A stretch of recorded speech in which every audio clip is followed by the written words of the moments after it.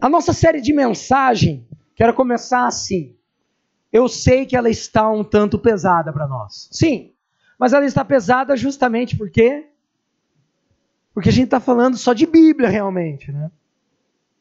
E porque nós estamos falando sobre igreja, sobre a formação da igreja na comunidade dos discípulos, da primeira, no princípio de tudo. Hoje nós vamos conversar sobre Atos, capítulo 4, de 32 ao capítulo 5, versículo 11. E o tema dessa noite é: uma era a mente e um o coração.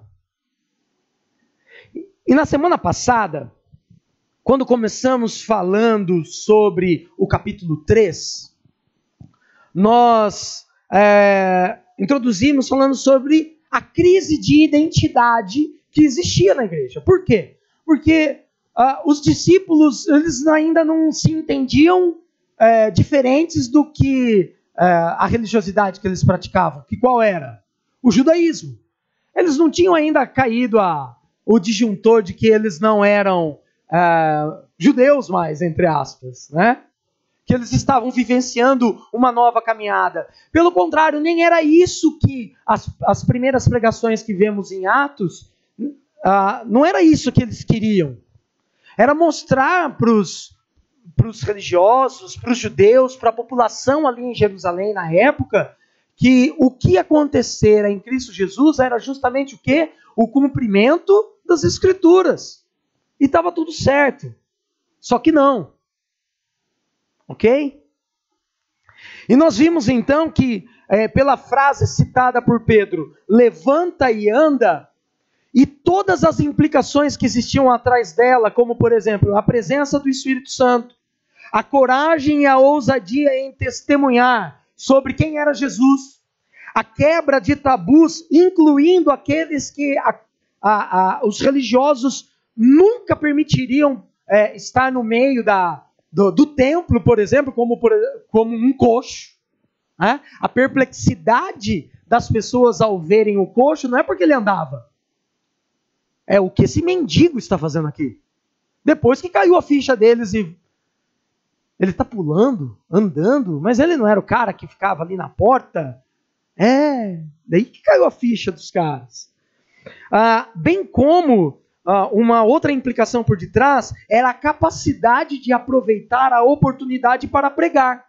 E todas as vezes que os discípulos, naqueles momentos até agora que nós vimos, pregaram, eles usaram uma fórmula, entre aspas. O confronto do pecado, a graça e o arrependimento em Cristo Jesus, e o embasamento bíblico para tudo isso. Os caras não inventaram nada, eles olhavam, lembrando que eles não tinham o Novo Testamento. Eles olhavam para o Velho Testamento, para o que viveram, confrontava, e qual era o pecado que eles confrontavam? O não crer em Cristo Jesus e terem, entre aspas, matado Cristo Jesus. Ok? E a graça do arrependimento. Arrependam-se. Porque ele ressuscitou para dar vida a vocês. E esse Jesus é aquele mesmo que foi. Samuel citou, Moisés falou, e assim eles vinham apontando biblicamente. Veja bem, essas implicações, hoje ainda, para nós como igreja, deve existir. Porque justamente essa presença do Espírito, a quebra dos tabus, a ousadia em testemunhar sobre Jesus e aproveitar a oportunidade para pregar, tudo isso nos demonstra o relacionamento que temos com Deus e responde à crise de identidade que hoje, inclusive, a igreja passa.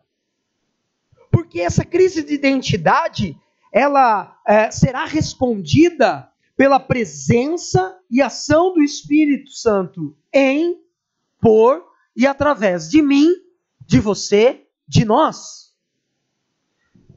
Galera, um ajuntamento de pessoas sem a presença do Espírito Santo de Deus e a sua ação é um ajuntamento social. Eu estou usando um trocadilho, sim, ajuntamento.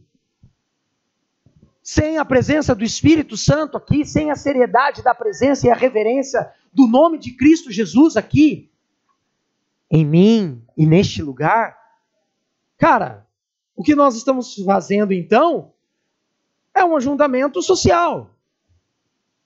Como pode acontecer no Rotary, como pode acontecer no Lions Club, até na maçonaria.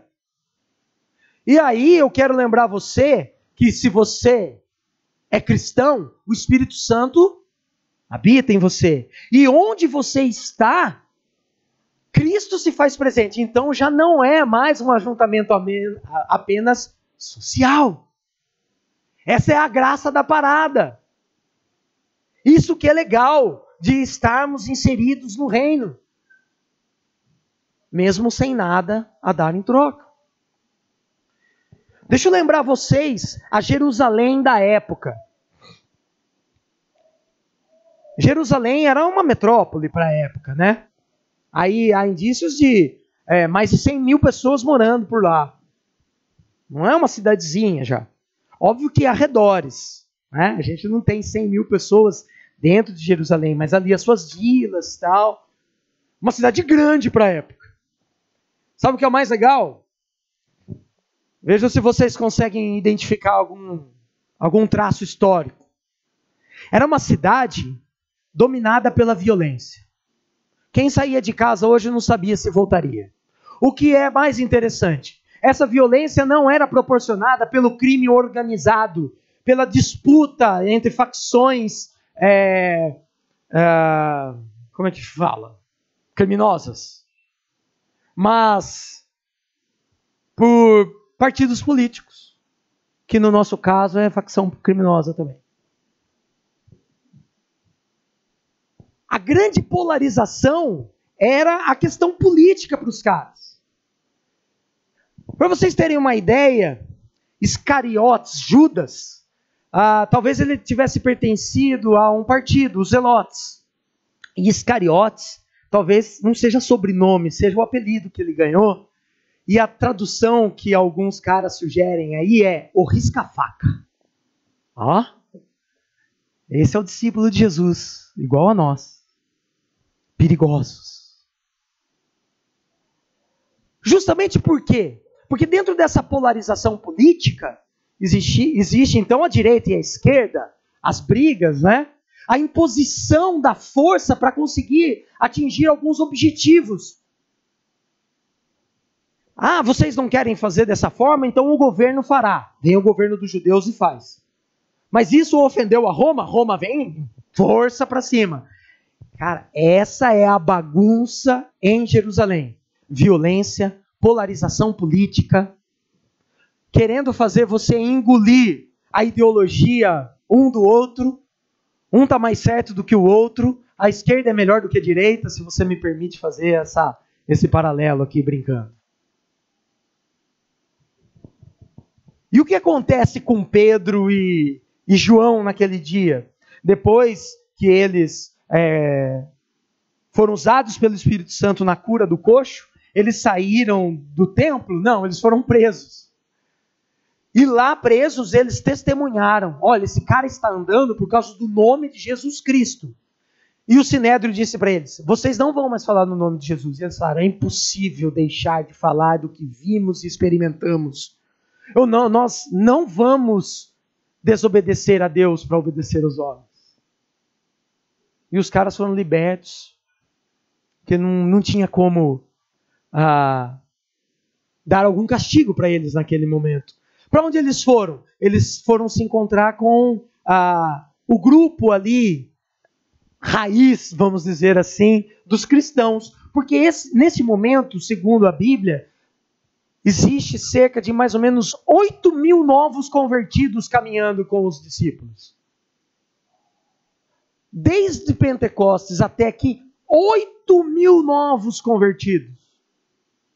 Então o que eles fizeram? Eles provavelmente foram aonde estava reunido cerca de 20 pessoas, né? O grupo raiz ali, inicial. E o que eles fizeram? Eles se encontraram, oraram e agradeceram a Deus pela perseguição e pediram a Deus força e coragem para continuar falando no nome de Jesus.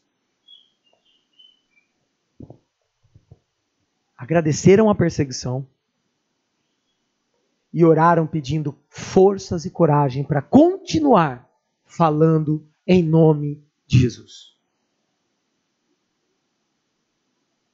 Eu não sei você. Eu já me peguei aí diante de notícias. A família do missionário é presa. Al-Qaeda mata pastor não sei aonde. Eu já me peguei pensando assim, se fosse eu, mano.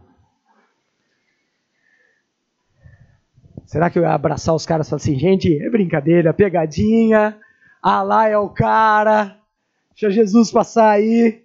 Estava falando de Jesus, mas Jesus não está aqui, Allah é legal.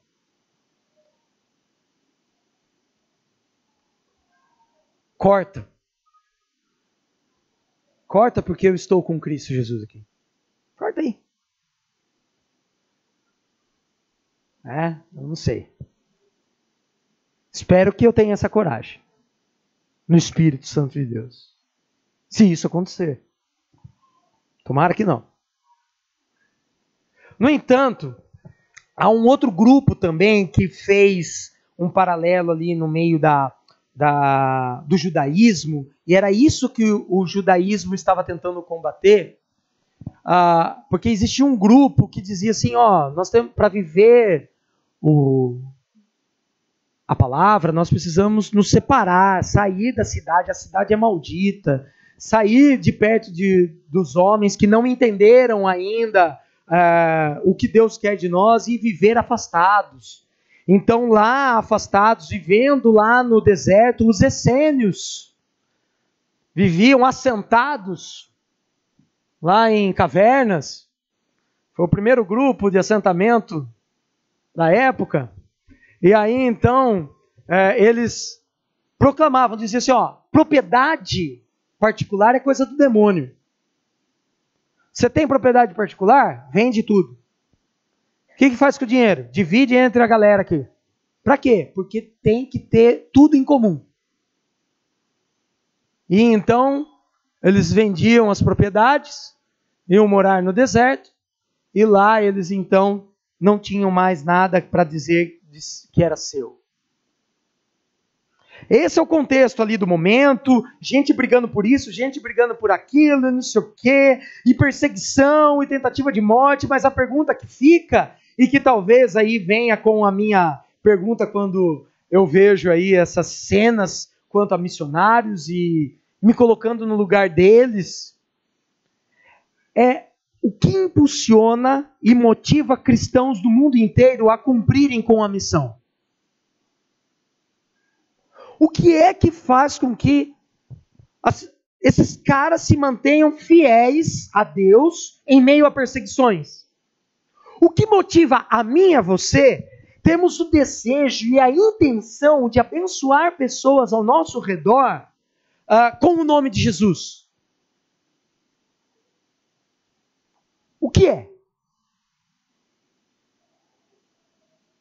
Aí eu convido você para a gente dar uma olhada no texto de Atos 4:32 a 5:11, que diz assim: da multidão dos que creram, uma era a mente e o coração. Ninguém considerava unicamente sua coisa alguma que possuísse, mas compartilhavam tudo o que tinham. Com grande poder, os apóstolos continuavam a testemunhar da ressurreição do Senhor Jesus. E grandiosa graça estava sobre todos eles. Não havia pessoas necessitadas entre eles, pois os que possuíam terras ou casas as vendiam, traziam o dinheiro da venda e o colocavam aos pés dos apóstolos, que o distribuíam segundo a necessidade de cada um. Perseguição externa quanto à religiosidade. Por quê? Já tem os essênios, já tem a polarização política, e agora tem esses caras falando em nome de Jesus, carregando 8.000 pessoas para o lado deles. Tem alguma coisa de errado nisso aí? Mas a expressão uma era mente e um coração é um paralelismo do uso hebraico quanto a Deuteronômio 6:5. E amarás o Senhor teu Deus de todo o seu coração, de toda a sua alma, de todas as suas forças. Atos quer dizer que esses caras, esses convertidos, esses cristãos, tinham uma única coisa que os fazia únicos, diferentes, e era o quê? A mente e o coração voltados ao que Deus está fazendo. E amar a Deus acima de todas as coisas reverberava de tal forma na vida daquela comunidade, e assim deve ser hoje conosco, a ponto deles não terem mais a palavra isso é meu, e sim nosso. Até que sentido? E aí que a gente vai entender que a maior característica da comunidade cristã que Atos quer que eu e você tenhamos na nossa vida é justamente a contracultura. Porque essa expressão, uma somente, uma era mente e um coração, é a expressão de contraste quanto ao clima da época. O clima era um caos, violência, polarização. Mas esses caras eram diferentes. Porque reuniam 8.000 pessoas que não são iguais de forma alguma, voltados para um único centro, que não é o seu querer político, que não é a violência, que é o contrário, é a paz, é o amor, e é a ação de Deus na vida desses caras. O compartilhavam tudo o que tinham era justamente o contraste com a separação dos essênios, com essa demonização da propriedade privada. Olha, pelo contrário, eles entendiam essa frase, essa expressão, para mostrar que a igreja entendia que eles não deveriam sair de Jerusalém. Pelo contrário, não é porque eles foram alcançados e estão cheios do Espírito, foram chamados para a caminhada com Jesus Cristo, que eles são diferentes a ponto de não mais viver no meio de Jerusalém, que eles precisassem morar no deserto. Pelo contrário, eles precisavam continuar no meio daquele povo, porque era ele que deveria ser alcançado. Inclusive, amando a Deus acima de todas as coisas e reverberando isso para com seus irmãos. Porque se você passa necessidade, então eu estendo a mão a você. A ponto de, eu não tenho como vender, mas se o aluguel não vai me fazer falta, olha, Mateus, vai ficar na tua mão para você sair dessa, cara. Porque o que o texto quer dizer é que a opressão da pobreza, você sabe o que é a opressão da pobreza? É feio ser pobre? Como não é feio ser rico? De maneira alguma. No entanto, a opressão da pobreza é a miséria. A miséria causa dor. Não sei quantos aqui já passaram fome. Eu, graças a Deus, não. Mas o mínimo de fome que a gente passa no dia dá dor de cabeça, dor no estômago. Imagina quem, como a gente vê nos rincões por aí, precisa fazer pasta de fubá com argila para comer.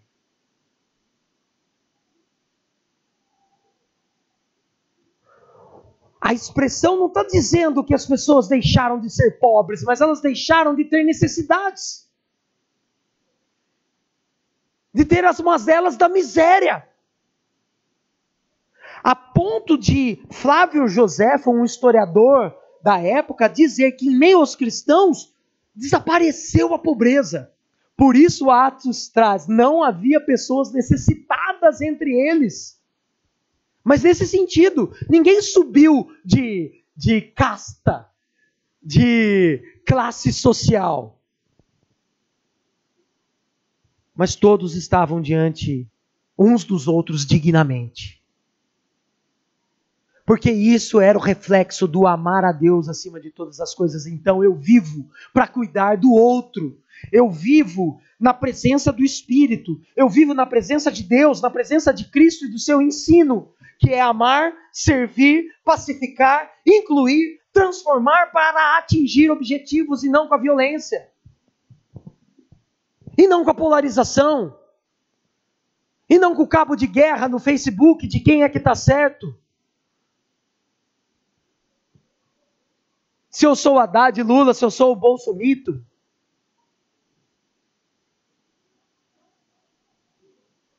É com amar. É com servir. Com entender que se eu ganho mais, não é para eu ter mais só. Eu posso ter mais. Mas isso é parte do reino. Justamente para que alguém possa ser socorrido. E a macela da pobreza, da exclusão social, da doença, da miséria, possa ser ao menos equalizada ou, quem sabe, dosificada, modificada, modulada, transformação.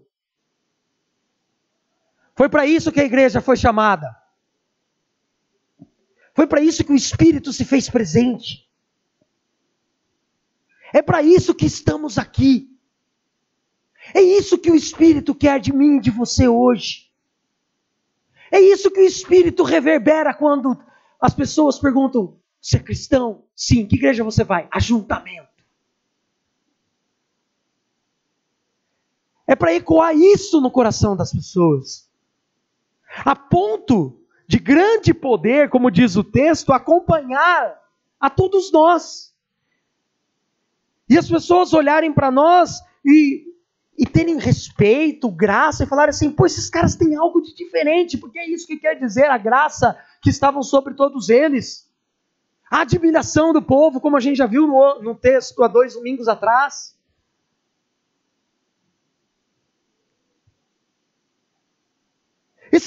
Esses caras têm algo de diferente. O que é? Cristo. Cristo. Não é o diploma. Não é o salário. Não é a ajuda que me deram. É Cristo.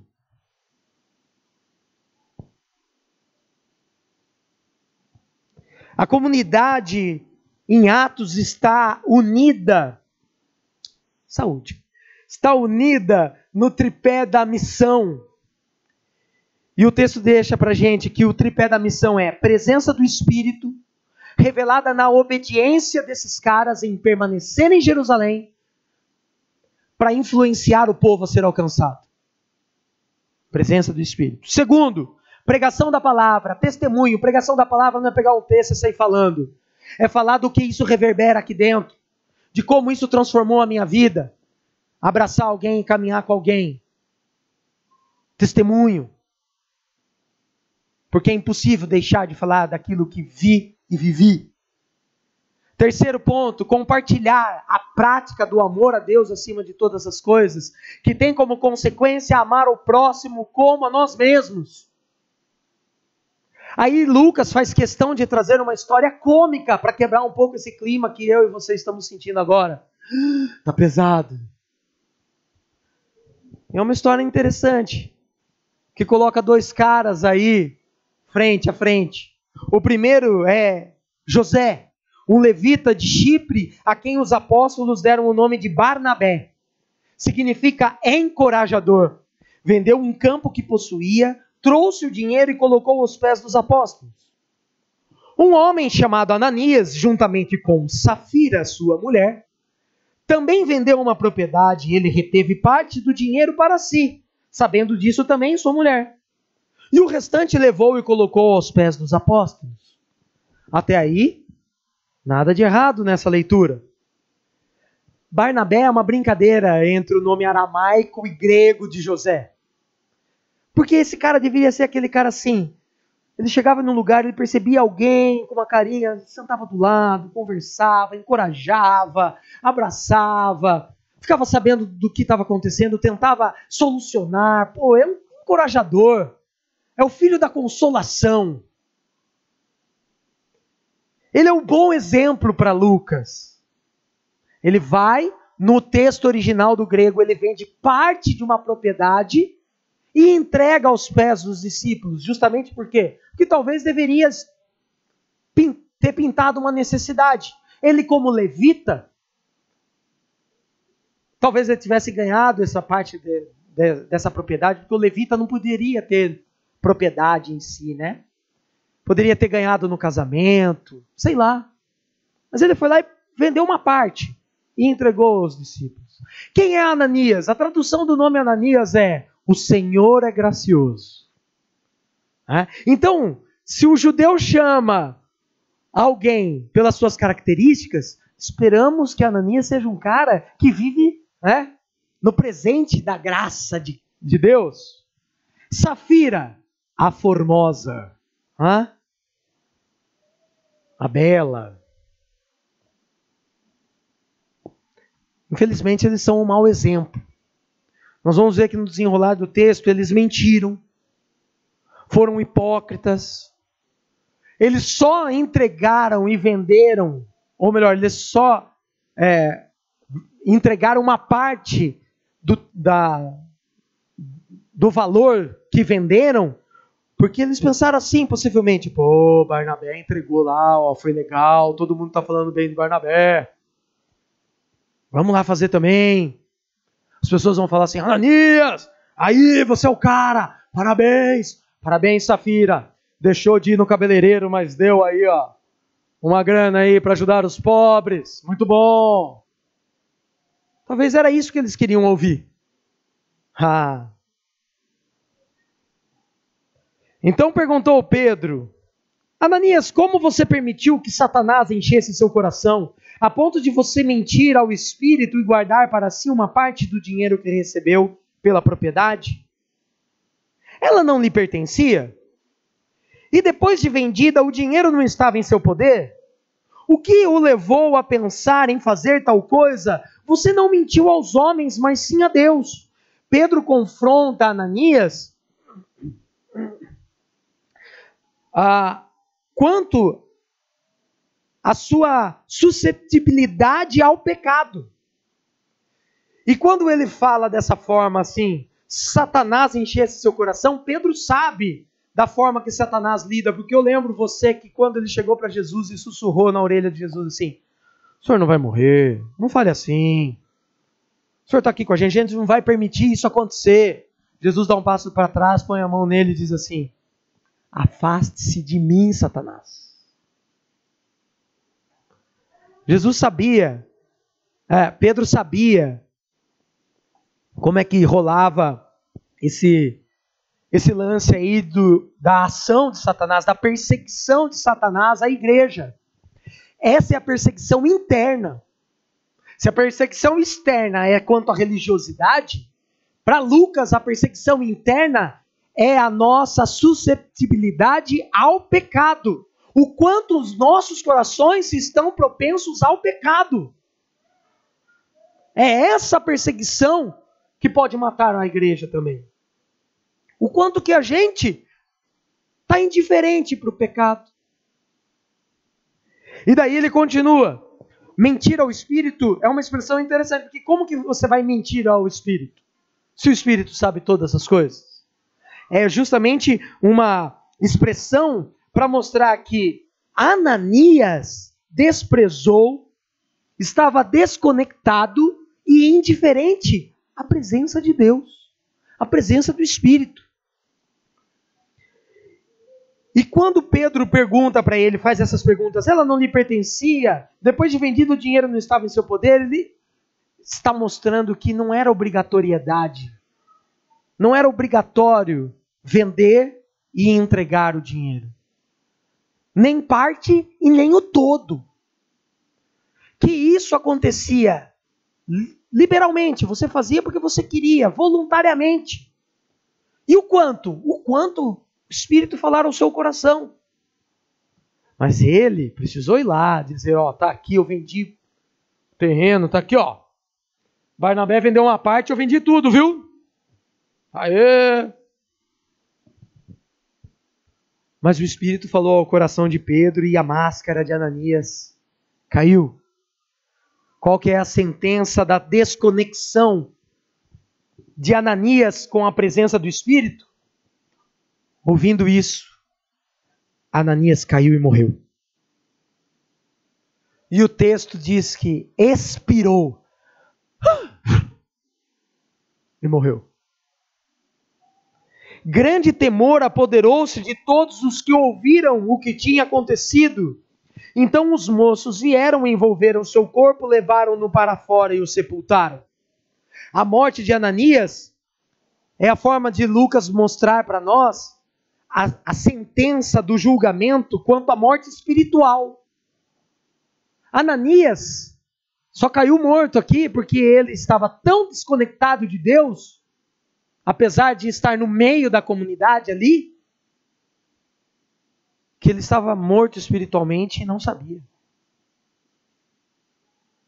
Talvez imaginando que ao ofertar, ele estivesse mais próximo de Deus.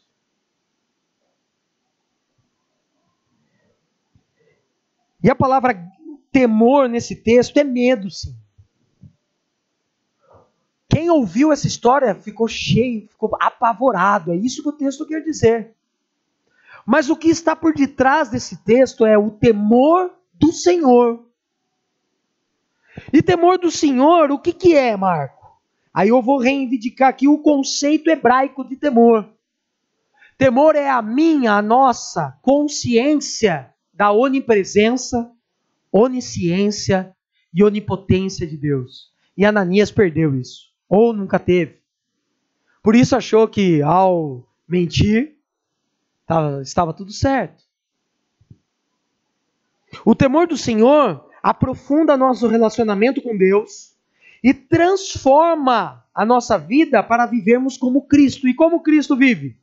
Agindo em favor do próximo, cuidando uns dos outros como consequência do amar a Deus acima de todas as coisas. Isso Ananias não tinha.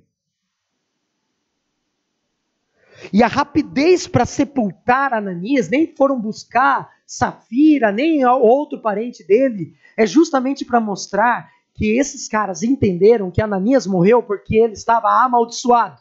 E como um amaldiçoado morreu, se ele morresse aqui, esse lugar poderia ser contaminado com a sua maldição, então ele teria que ser enterrado rapidamente, inclusive no mesmo dia da sua morte, para não piorar a situação.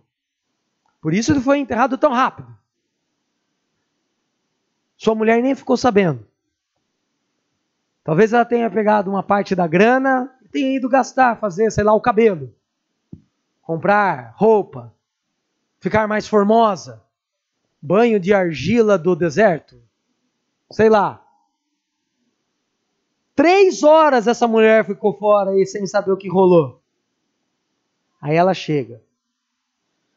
Entrou sua mulher sem saber o que havia acontecido. Pedro lhe perguntou: diga-me, foi esse o preço que vocês conseguiram pela propriedade? Respondeu ela: sim, foi esse mesmo. E a conotação no grego é de orgulho. Sim, foi esse mesmo. Pedro lhe disse: por que vocês entraram em acordo para tentar o Espírito Santo?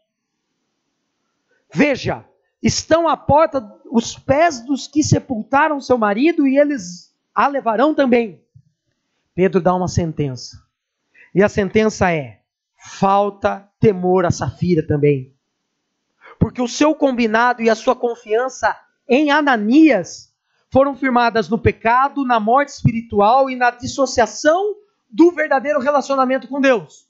Então faltava a ela, assim como a Ananias, a certeza de que Deus fará algo em nós, por nós e para nós. Como que nós traduzimos isso? Fé. A certeza de que Deus fará algo por, para e em nós. Fé. Como consequência dessa certeza, nós obedecemos ao tripé, testemunhamos e praticamos o amor. Por que a gente faz isso? Porque nós esperamos o cumprimento em Cristo do reino, através da igreja. E não que um dia vai acontecer. O reino está aqui. Ou uma parte dele, não pleno, mas debaixo de uma missão, para que o reino toque, transforme vidas pelo amor hoje. Faltava isso a Ananias e Safira, faltava-lhes temor, que nós podemos traduzir também como o entender que a vida está debaixo da regência e do direcionamento de Deus em Jesus, e não sobre a nossa regência. Esse é um grande problema.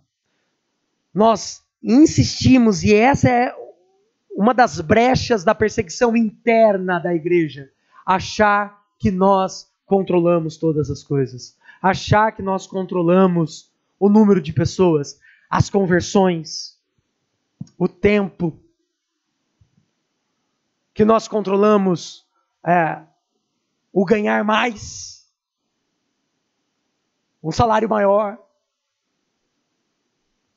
que nós controlamos o crescimento dos nossos filhos, os acidentes que acontecem em volta das nossas vidas.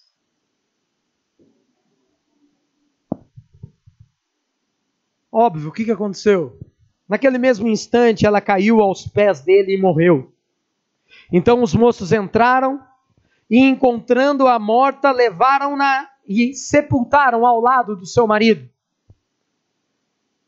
E grande temor apoderou-se de toda a igreja e de todos os que ouviram falar desses acontecimentos. Essa é a conclusão.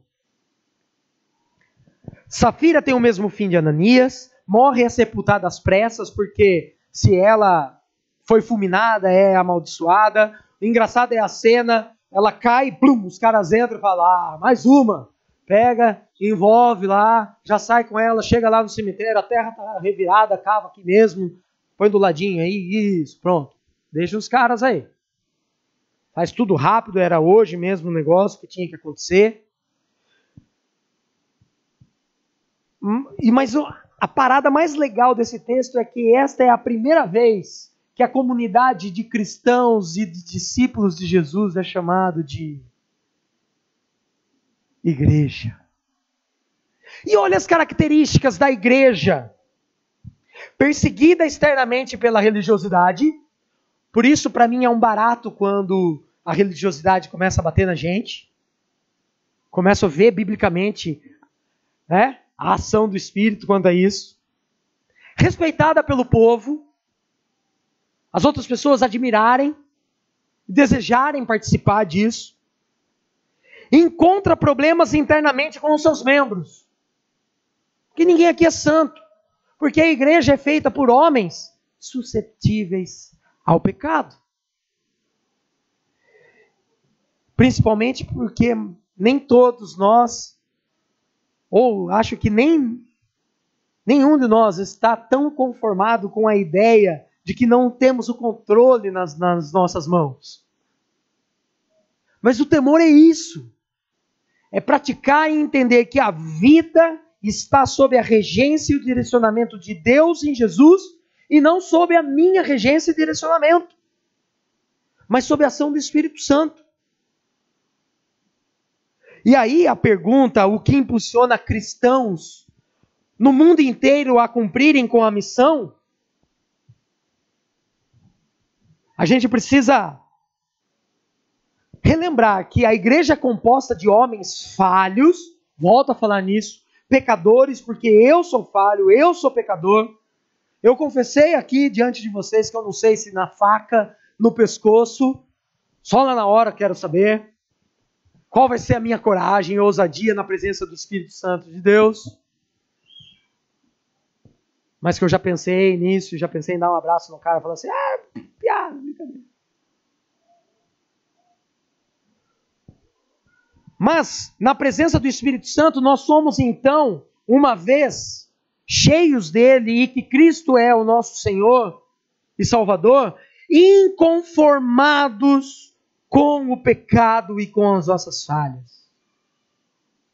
Inconformados no sentido de que não queremos ser escravos disso.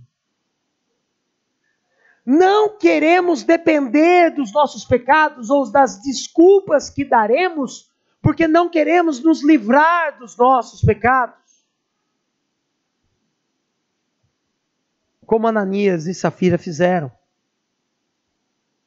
O problema não foi não dar tudo. O problema foi dar uma parte e dizer que era o tudo.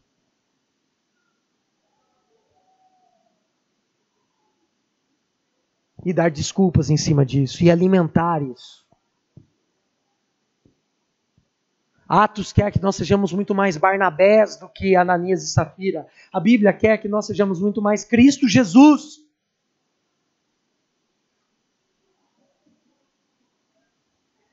E inconformados com o pecado e com as falhas, porque somos conscientes de que Cristo morreu e ressuscitou para nos salvar do pecado e nos colocar na rede relacional com Deus Pai, Filho e Espírito Santo e com o próximo. Para quê? Para cuidarmos uns dos outros. E então, se estamos no tripé, se a igreja está sobre o tripé da missão, cheios do Espírito Santo, obedientes ao Espírito Santo, pregando a palavra de Deus, testemunhando o que a palavra e a presença do Espírito tem feito em mim, em você, em nós, e compartilhando o amar a Deus e o amar ao próximo, cuidando uns dos outros, o que impulsiona cristãos no mundo inteiro a cumprirem com a missão é o temor do Senhor. Tudo isso para falar que a igreja, na sua particularidade, ela é alimentada quando eu e você, no nosso dia a dia, seja no busão, na escola, na faculdade, sentados na mesa em casa, nós temos a capacidade de respeitar o que está acontecendo e fazer o que precisa ser feito, mas tirando o nosso olhar do protagonismo do eu e olhando para o que Deus está fazendo ao nosso redor. E dizendo assim: Deus, eu quero fazer parte do que o Senhor está fazendo. Deus, eu quero ser o teu instrumento no que o Senhor está fazendo aqui. E eu preciso dizer para você que Deus está fazendo alguma coisa ao seu redor, inclusive neste momento. E com a nossa consciência de que Ele é onipresente, onipotente, onisciente, qualquer atitude minha e sua é diante do seu poder, da sua sabedoria e da sua presença. Isso precisa ponderar o meu passo, as minhas palavras, os meus olhares, as minhas ofertas, o meu tempo, a minha família, o meu trampo. Deus está fazendo algo ao seu redor e através de você. O que é que Ele está fazendo? Lá no trampo, lá na sua casa, o que é que Ele está fazendo? Como você está se dispondo a participar disso? Porque se você quer ser o protagonista, Ananias e Safira quiseram ser protagonistas, receber salva de palmas, parabéns pelo que fizeram.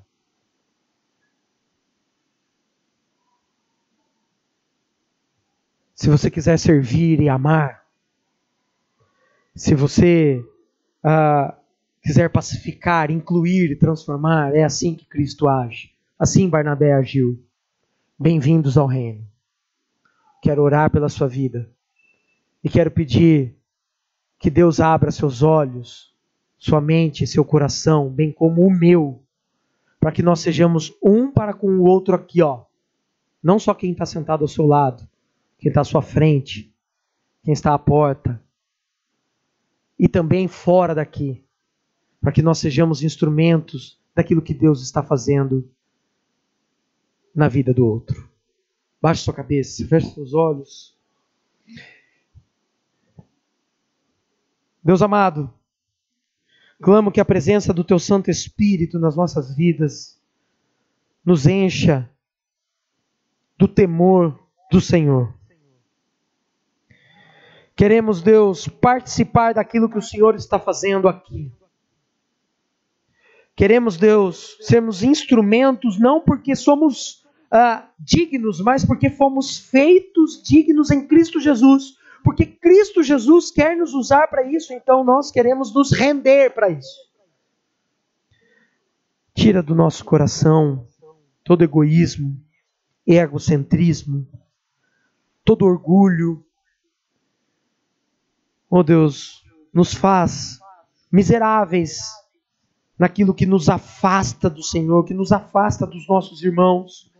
Porque não queremos ser como Ananias e Safira, não queremos estar desconectados do Senhor, queremos estar cheios da Tua presença, prontos, ó Deus, para amar, servir, pacificar, incluir, transformar,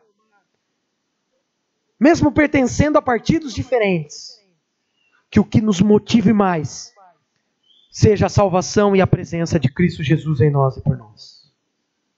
Que essa seja uma verdade na vida de cada um dos que nessa noite puderam ser confrontados com a Tua palavra. Inclusive eu, Deus. Oh Pai, tem misericórdia do meu coração. Tem misericórdia das vezes que como pai não fiz isso. Como pastor muitas vezes não o fiz. E peço que o Senhor me use e use a cada um dos meus irmãos aqui, de quem nos ouve nesta noite, para que, ó Deus, sejamos realmente uma mente e um coração em Cristo Jesus. Para que as mazelas da miséria, seja espiritual, da miséria financeira, da miséria até mesmo emocional, Deus, que elas possam ser sanadas, moduladas pela presença do Teu Santo Espírito em nós e por nós. Carrega-nos nas Tuas mãos, nos Teus braços e vem fazer a Tua vontade. Que essa seja uma semana transformadora para todos nós aqui. E estejamos conscientes do Teu poder, da Tua sabedoria e da Tua presença nos mínimos detalhes das nossas vidas. Nos mínimos momentos, naqueles momentos talvez insignificantes para nós, nos lembremos que o Senhor está conosco e quer nos usar naquilo que o Senhor está fazendo ali. No nome de Jesus que oramos. Amém, Deus. Amém. Olá pessoal, tudo bem? Você pode abençoar muito o nosso ministério fazendo o seguinte: se inscrevendo em nosso canal, deixando o seu joinha aqui embaixo, comentando e compartilhando essa mensagem com outros. Vai abençoar muito o que nós temos feito aqui e vai fazer com que outras pessoas possam ser transformadas pelo amor de Jesus através da mensagem do Evangelho. Deus abençoe, obrigado, que Deus cuide de cada um de nós.